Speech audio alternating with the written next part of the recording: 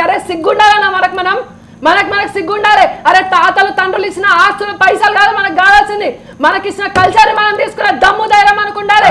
మన భుజస్కంధాల మీద మన ధర్మాన్ని కాషాయ కనుగా ధరించే ఒక గుండె ధైర్యం మీకుండాలి.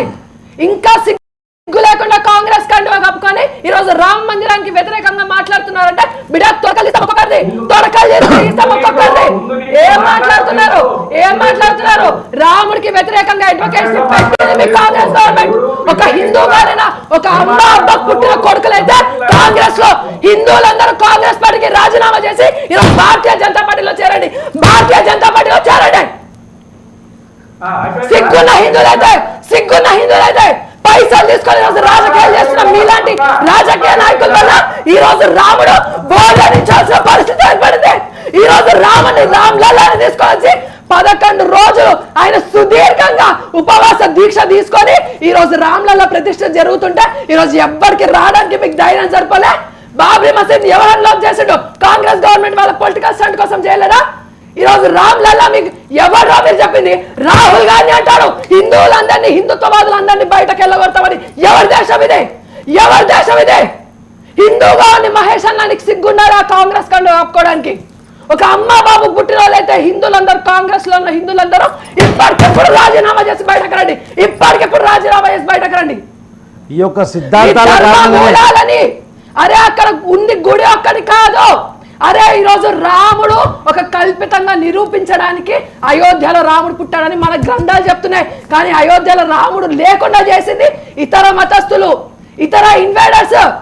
ఎందుకనంటే రామాయణం ఒక కల్పితంగా నిరూపించడానికి 100 సంవత్సరాల కింద ముఘలాలు చేసిన పనిని ఇప్పటికీ మన భుజం మీద ఎందుకు ఎత్తుకుంటున్నాం? ఎందుకు పైసల కోసం చేస్తున్నాం పనులు? ఇంకా ఎన్ని సంవత్సరాలు చేస్తాం? ఇంకా పైసల కోసం ధర్మాన్ని ఎందుకు అడ్డు పెడతాం?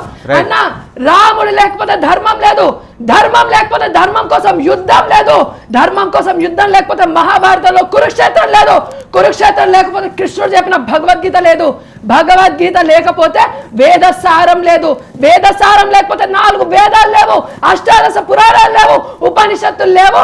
మన సనాతన ధర్మం మూలాలు దాకా వెళ్ళి పెగిలించే ప్రయత్నం చేసి వాళ్ళ మతాలే మొదటిగా వచ్చాయి, వాళ్ళ మతం కన్నా ముందు ఏ మతం లేదని చెప్పడానికి కాంగ్రెస్ గవర్నమెంట్ వచ్చిన తర్వాత స్వతంత్ర భారతదేశంలో మొదటి ఎడ్యుకేషన్ మినిస్టర్ ఒక ముస్లింస్ కి ఇచ్చి ఇప్పటికీ కూడా సోషల్ టెక్స్ట్ బుక్స్ లో హిస్టరీలో చెప్పాలంటే అక్బర్, బార్బర్, బీర్బల్ ఎవరా వీళ్ళందరూ?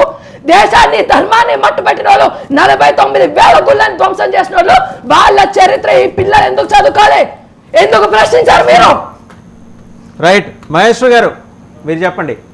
మహేశ్వర్ గారు ఇంకా కాంగ్రెస్ వాళ్ళకి మిగిలిన మాట్లాడడానికి మాట్లాడేటప్పుడు ఆ మాట్లాడింది ఆ భాష కూడా దారులు మాట్లాడితే నాకు ఆ సంస్కృతి లేదు, సాంప్రదాయం లేదు, నేను కాట్లాడుకోవడానికి. అదే సంస్కృతి సాంప్రదాయాలు నేర్పించింది సనాతన ధర్మం. సనాతన ధర్మాన్ని మట్టుమాయం చేయాలని రాహుల్ గాంధీకి సపోర్ట్ చేస్తున్నావు. మరి సపోర్ట్ చేస్తూ మళ్ళీ సంస్కృతి సంప్రదాయాల గురించి మీరు మాట్లాడారు. మహేష్ గారు మీకు లేదు.